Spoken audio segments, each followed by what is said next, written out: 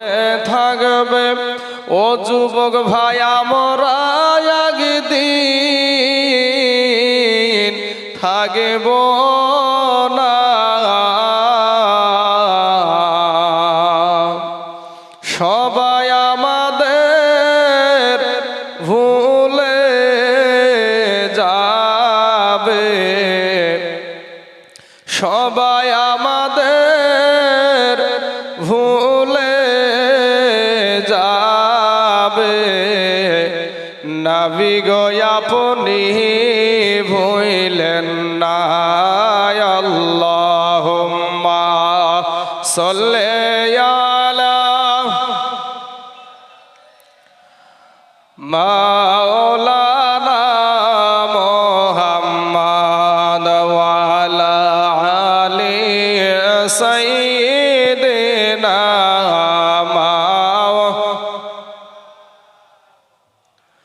সাল্লাল্লাহু আলা মুহাম্মাদিন। ও নবীর হে আশিকেরা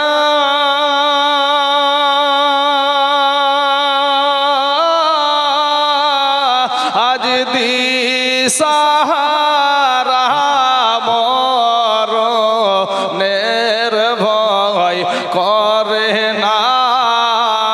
প্রেম তো মরে না। জোরে বলেন দিন একবার সুবহানাল্লাহ। মুসলমানের মতন আওয়াজ দিয়ে জোরে বলেন সুবহানাল্লাহ। এ যুবক ভাই আমরা মুসলমান, আমরা মুসলমান, আমার নবীর দল, জোরে বলেন সুবহানাল্লাহ। ও নবীর হে আশিকেরা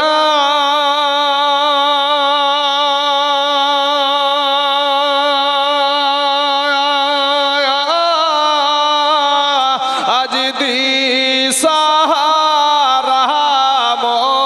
মরণের ভয় করে না। প্রেম তো মরে না।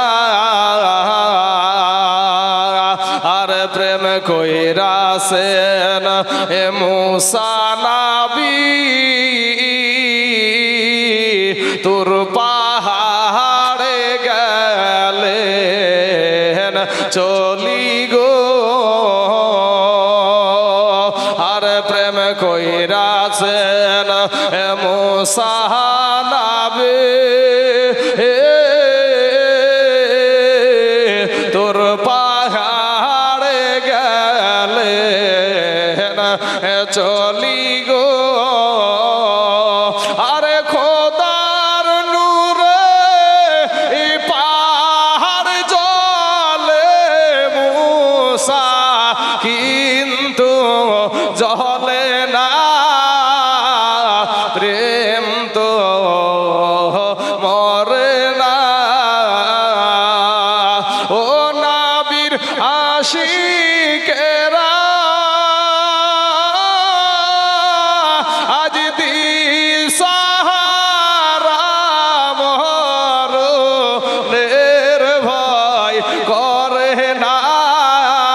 প্রেম তো মরে না। আল্লাহুম্মা সাল্লি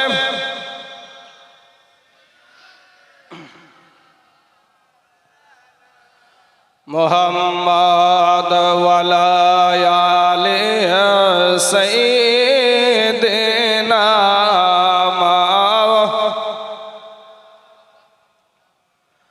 সাল্লাল্লাহু আলা মুহাম্মাদিন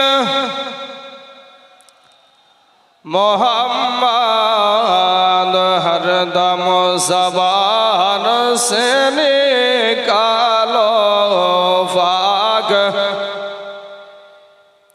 हरदम ज़बान से निकालो शाफी।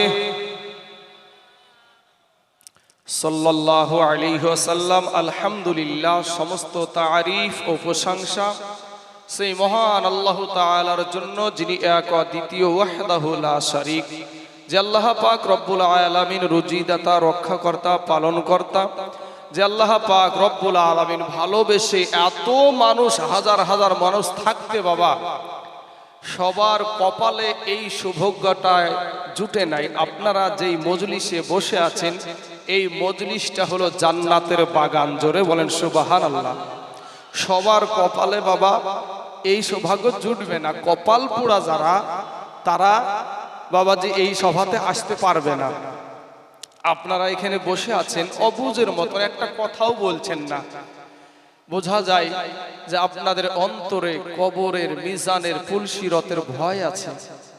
কিন্তু হাজারো বার আমি জানি এই সভাতে নিশ্চয়ই আপনারা একটা প্রচার করেছেন যে আমাদের একটা মহতী সভা, একটা ইসলামিক ধর্মসভার আয়োজন করা হইয়াছে।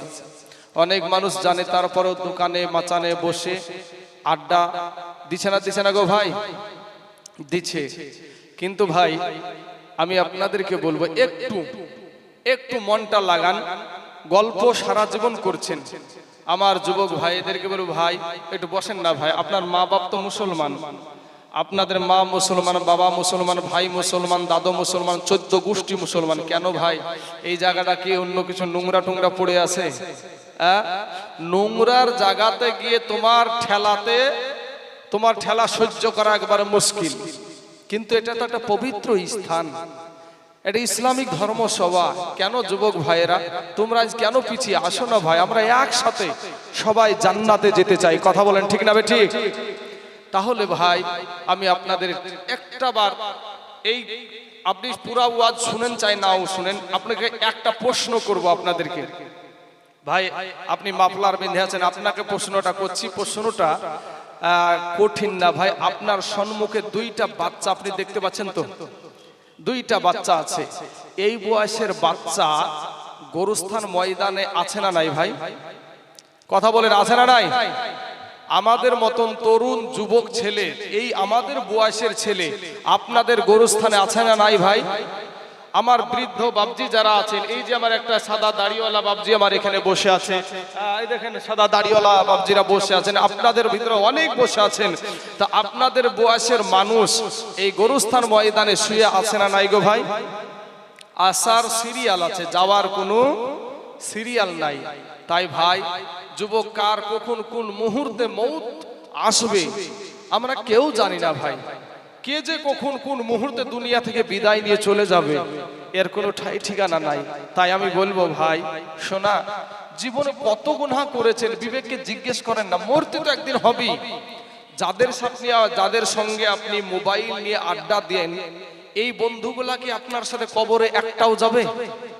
মা যাবে, ভাই যাবে, বোন যাবে, বাপ যাবে, কেউ তো যাবে না। আপনিও জানেন যাবে না, তা আপনার বন্ধুও যাবে না। যে মোবাইল ছাড়া আপনি থাকতে পারেন না, সেই মোবাইলও তো আপনাকে দিবে না।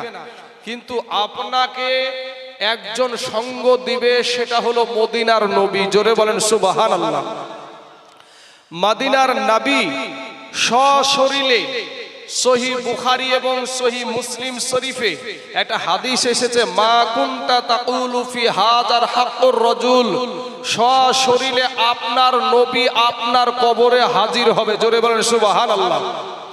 ভাই আব্বাজান ও যুবকের, আমার মা খালারা গো, সেই নবীর আদর্শে আদর্শিত হন, নবীকে পাবেন। আর নবীকে যদি পেয়ে যান, আমার পূর্বের বক্তা বলছিল যে নবীর গোলামদের কোনো ভয় নাই।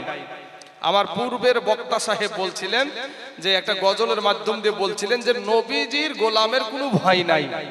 ভাই তাহলে এখানে আমরাও একটাই কথা বলবো যে নবীজির যারা নবীর লোক, যারা নবীর পক্ষের লোক, তাদের কোনো ইহজগতেও ভয় নাই, পরজগতেও ভয় নাই।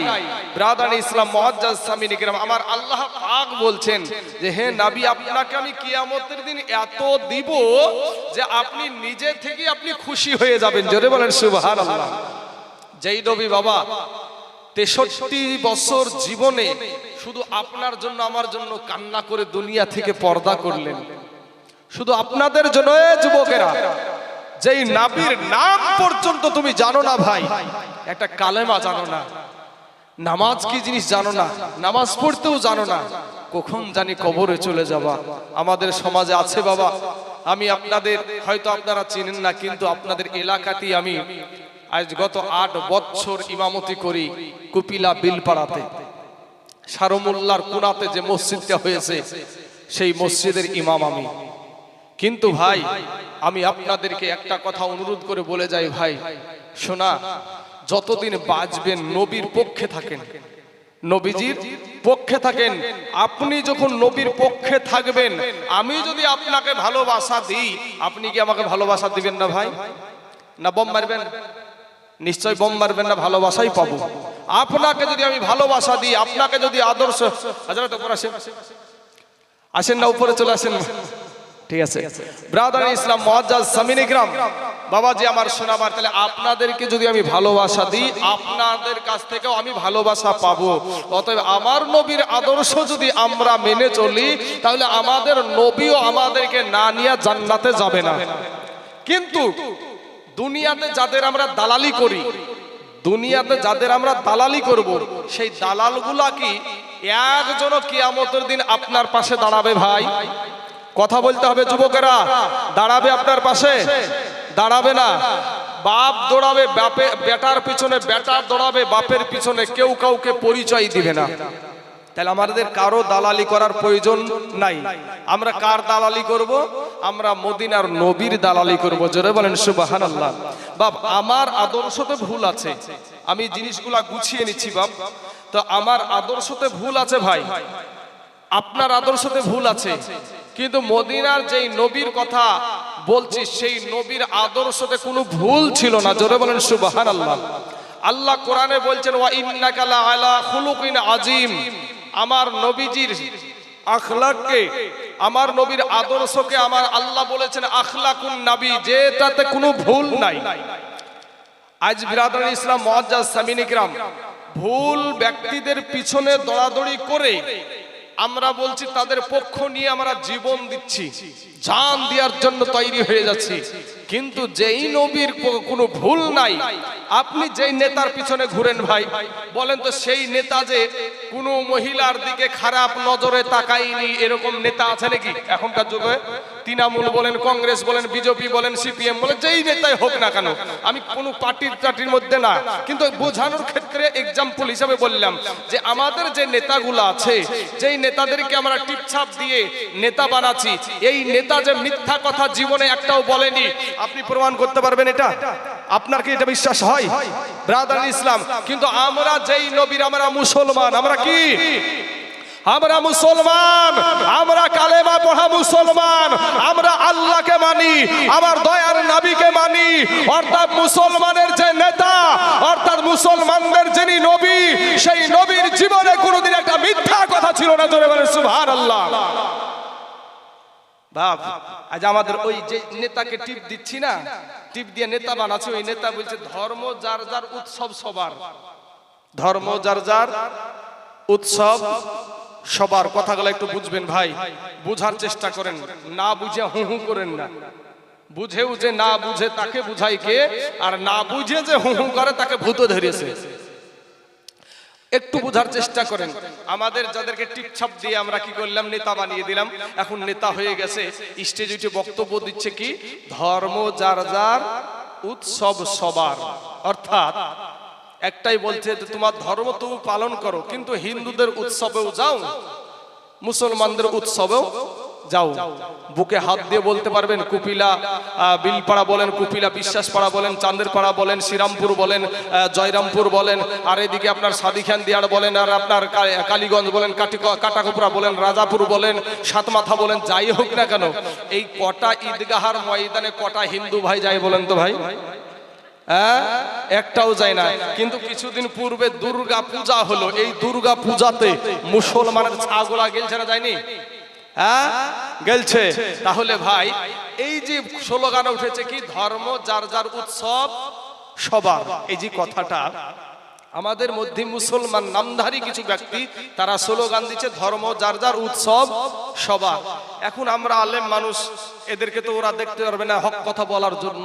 দেখেন আমি যদি বলি ভাই যুবকেরা, আমি যদি এখন বলি আপনি একটা স্লোগান তুললেন বিহা যার যার, বিহা যার যার বো সবার, বিহা যার যার, বিহা যার যার বোটা, বোটা যাকে বিয়ে করছে যে মহিলাটাকে, ওই মহিলাটা সবার মেনে নেওয়া যাবে?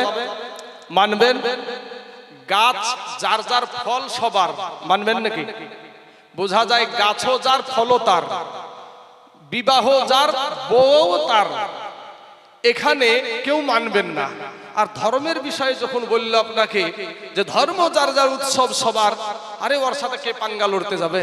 বাবা হক কথা ইসলামের জন্য বলতেই হবে। আর আপনি যদি হক কথা বলতে গিয়ে যদি ইন্তিকাল করেন তাহলে আপনি হবেন শহীদি মৌতের অধিকারী। জোরে বলেন সুবহানাল্লাহ। শহীদি মৌত, চাঁদের পাড়ার ব্রিজের এই পারে শহীদি মৌত বুঝানোর জন্য বলছে, এটা এক্সাম্পল। ব্রিজের এই পারে হলো দুনিয়া।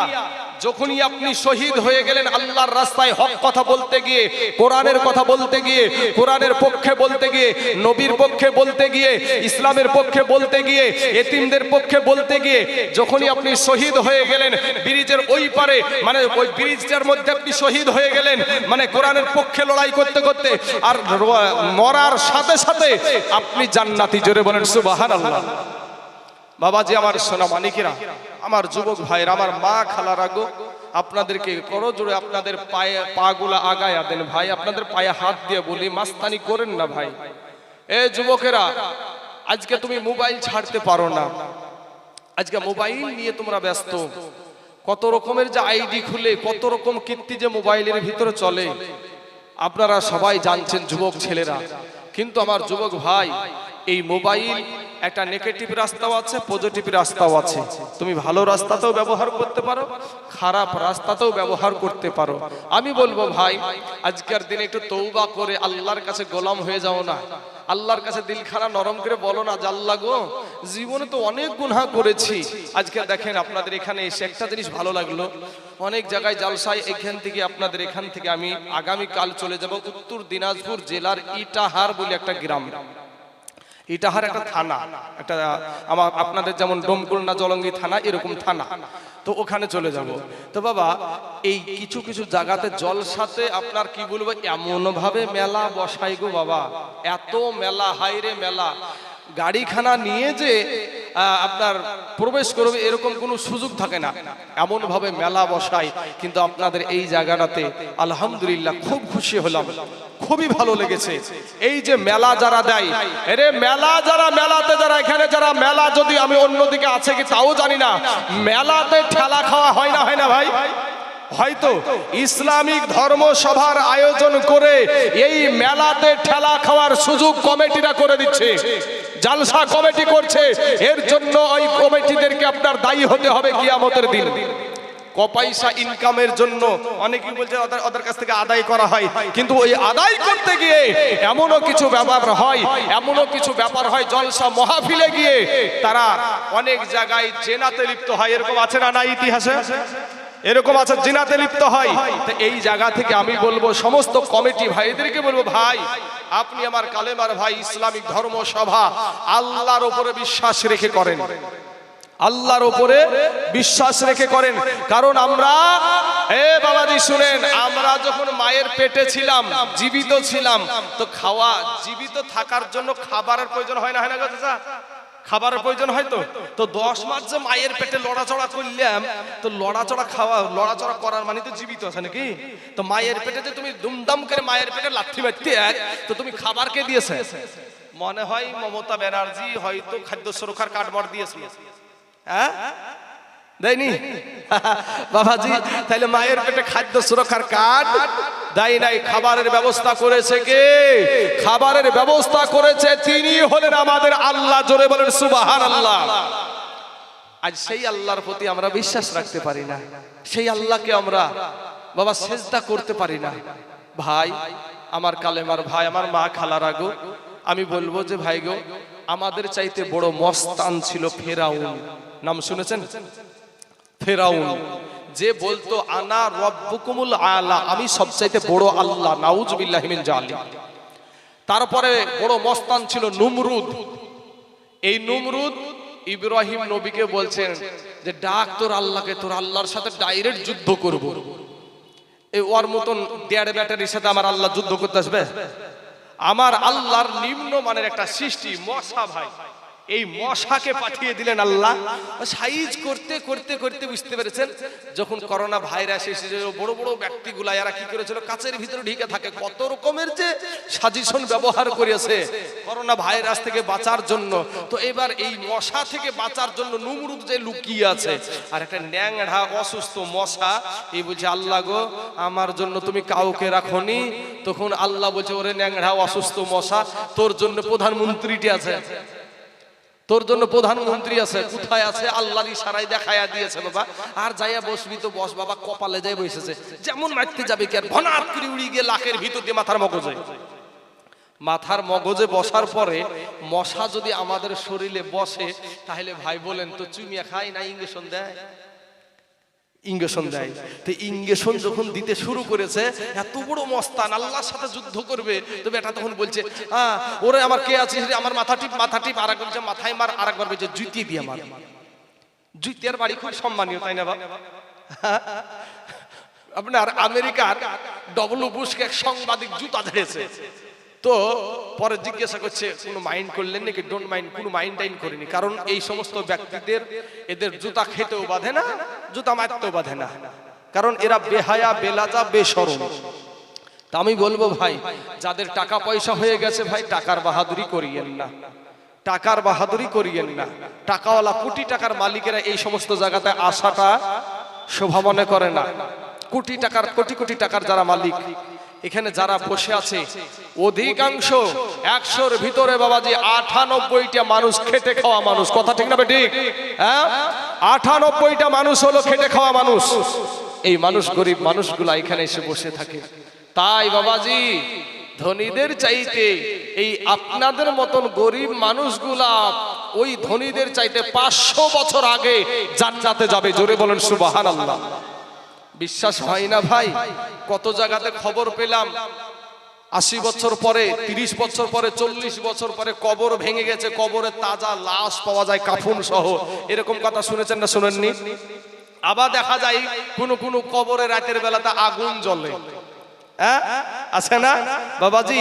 যে কবরগুলাতে আগুন জ্বলে ওগুলা বেনামাজির কবর, বেপর্দার কবর, ও মদখোরের কবর, ও শরাবখোরের কবর। কিন্তু 30 বছর পরে যে কবরে তাজা কাফন সহ লাশ পাওয়া যায় ওটা নামাজিওয়ালার কবর, ওটা হলো পর্দাওয়ালার কবর, জবানের হেফাজত করনেওয়ালার কবর, চোখের হেফাজত করনেওয়ালার কবর, আল্লাহকে এবং আল্লাহর নবীর আদর্শ মেনে চলার কবর হলো ওই কবরটা। তাই ওই কবরে সশরীরে ওই ব্যক্তিরা জিন্দা থাকে। জোরে বলেন সুবহানাল্লাহ। বাবাজি আমার ভাই জানেরা, টাকা আছে, আজ টাকা আছে কাল নাও থাকতে পারে। একটা জিনিস, যার যত টাকা তার তত দুশ্মনও আছে, নাকি গো চাচা? যার যত টাকা তার তত দুশ্মন। আজকে বাবাজি আমি যেভাবে এখানে আসলাম, একটা গাড়িতে আমরা 3 জন আসলাম, একটা গাড়িতে, একটা কার গাড়িতে 3 জন আসলাম। কিন্তু যদি একটা এখানে আপনার এমপি আসতে যায় বা মুখ্যমন্ত্রী এখানে আসতে যায়, ওর গার্ড কতটি লাগবে? আমাদের কোনো গার্ডের প্রয়োজন হয় না।